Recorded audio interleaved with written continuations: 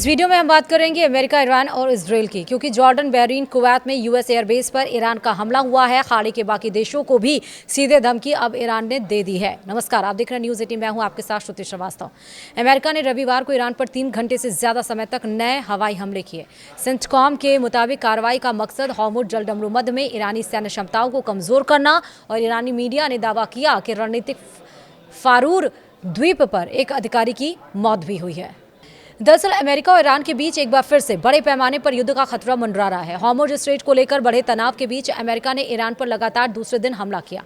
अमेरिकी central command यानी CENTCOM के मुताबिक राष्ट्रपति डोनाल्ड ट्रंप के निर्देश पर रविवार शाम से हमले शुरू किए गए। अमेरिका का कहना है कि इन हमलों का मकसद ईरान की उन सैन्य क्षमताओं को कमजोर करना है जिनका इस्तेमाल हॉर्मुज़ से गुजरने वाले व्यापारिक जहाजों और नागरिक नाविकों को निशाना बनाने में किया जा रहा है। यह हमले 3 घंटे से ज्यादा समय तक चलता रहा है, और इस बीच ईरानी मीडिया ने दावा किया है कि दक्षिणी ईरान के फारूर द्वीप पर हुए एक हमले में कम्युनिकेशन डिपार्टमेंट से जुड़े एक अधिकारी की मौत हो गई, जबकि 2 अन्य लोग घायल भी हो गए। वहीं तेल के सबसे अहम इलाके पर भी हमला हुआ है।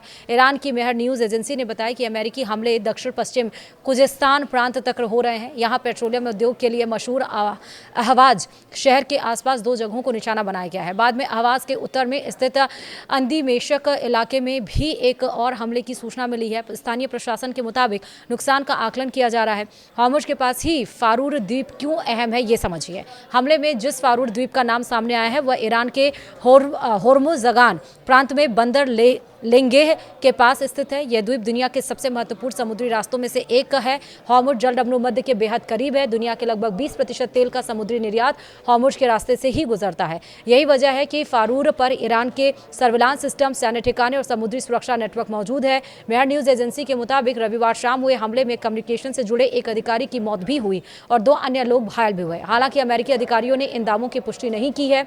वहीं ईरान का खाड़ी देशों को चेतावनी भी जारी है। ईरान ने खाड़ी के कुछ देशों पर आरोप लगाया है कि उनकी जमीन और सैन्य बेस का इस्तेमाल ईरान पर हमलों में किया गया है। ईरान ने चेतावनी दी है कि अगर किसी देश की जमीन से हमला किया गया तो उसे भी जवाबी कार्रवाई के लिए वैध लक्ष्य माना जाएगा। वहीं अभी तक क्या क्या अपडेट्स आए इस युद्ध से जुड़े वो भी समझिए। पहला अपडेट यह है कि अमेरिका और ईरान के बीच बढ़ते तनाव का असर अब हॉर्मुज़ जलदमरूमध्य में जहाज़ों की आवाजाही पर भी दिख रहा है। शिपिंग डेटा के मुताबिक यहां से गुजरने वाले जहाज़ों की संख्या पिछले 5 हफ्तों के सबसे निचले स्तर पर पहुंच गई है। रिपोर्ट के अनुसार रविवार को सिर्फ 6 जहाज हॉर्मुज़ से गुजरे हैं। इनमें ईरानी तेल और कुवैत के पेट्रोलियम उत्पाद ले जा रहे टैंकर भी शामिल थे। वहीं 3 खाली तेल टैंकर खाड़ी क्षेत्र में तेल लोड करने के लिए पहुंचे।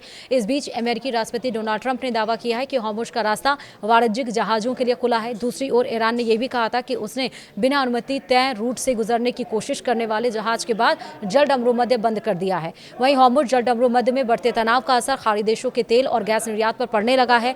इस रास्ते से दुनिया के करीब 20% तेल और गैस की सप्लाई होती है। तनाव बढ़ने से वैश्विक ऊर्जा बाजार भी दबाव में है। यूरोप, एशिया और अफ्रीका तक पहुंचने वाली सप्लाई प्रभावित होने की आशंका बढ़ गई है। और इस बीच अमेरिका और ईरान के बीच मध्यस्थता कर रहे कतर और ओमान भी तनाव की चपेट में आ गए हैं। वहीं रिपोर्ट्स के मुताबिक ईरानी हमलों के बाद से ओमान ने ईरान के राजदूत को तलब किया है। वहीं कतर ने कहा है कि ऐसे हमले शांति और बातचीत की कोशिशों को कमजोर करते हैं।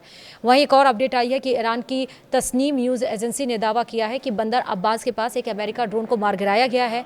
रिपोर्ट के मुताबिक यह लुकास नाम का अमेरिकी निर्मित आत्मघाती ड्रोन था। ईरान ने दावा किया है कि उसके एयर डिफेंस सिस्टम ने ड्रोन को सटीक निशाना बनाकर नष्ट कर दिया। हालांकि इस दावे की अमेरिका की ओर से अभी तक कोई आधिकारिक पुष्टि नहीं हुई है।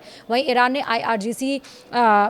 के IRGC ने दावा किया है कि जवाबी अभियान के 5वें चरण में ओमान और बहरीन में अमेरिकी सैन्य ठिकानों को निशाना बनाया गया है। IRGC के मुताबिक बहरीन के जुफैर इलाके में अमेरिकी सैन्य प्रतिष्ठानों पर मिसाइल और ड्रोन हमले किए गए हैं। वहीं ओमान में लंबी दूरी के एयर सर्विलांस रडार और जहाज़ों की निगरानी करने वाले रडार सिस्टम को भी निशाना बनाया गया है। ईरान ने इन रडार सिस्टम के नष्ट होने का दावा किया है। IRGC ने कहा है कि हॉर्मुज़ में जहाज़ों का आवागमन तभी बहाल होगा जब अमेरिका अपने सैन्य हस्तक्षेप बंद करेगा। वहीं ईरान के IRGC ने दावा किया है कि उसने जवाबी कार्रवाई के 4थे चरण में कुवैत में मौजूद अमेरिकी सैन्य ठिकानों पर हमला किया। IRGC के मुताबिक हमले में अमेरिकी हिमारस मिसाइल लॉन्चर और मिसाइल भंडारण केंद्रों को निशाना बनाया गया है। संगठन ने दावा किया है कि 2 हिमारस लॉन्चर और हथियारों के गोदाम पूरी तरह से तबाह हो गए हैं। हालांकि इस दावे की अमेरिका या कुवैत की ओर से अभी तक आधिकारिक पुष्टि नहीं हुई है। वहीं क्विंसी इंस्टीट्यूट के उपाध्यक्ष तित्रा पारसी का कहना है कि अमेरिका और ईरान में भरोसे की कमी जरूर है, लेकिन दोनों देश लंबी जंग का बोझ बोझ नहीं उठा सकते। फारसी के मुताबिक दुनिया में कच्चे तेल का भंडार पहले से कम है। अमेरिकी रणनीतिक पेट्रोलियम रिजर्व भी निचले स्तर पर है। ऐसे में अगर संघर्ष लंबा चला तो वैश्विक तेल संकट और गहरा सकता है।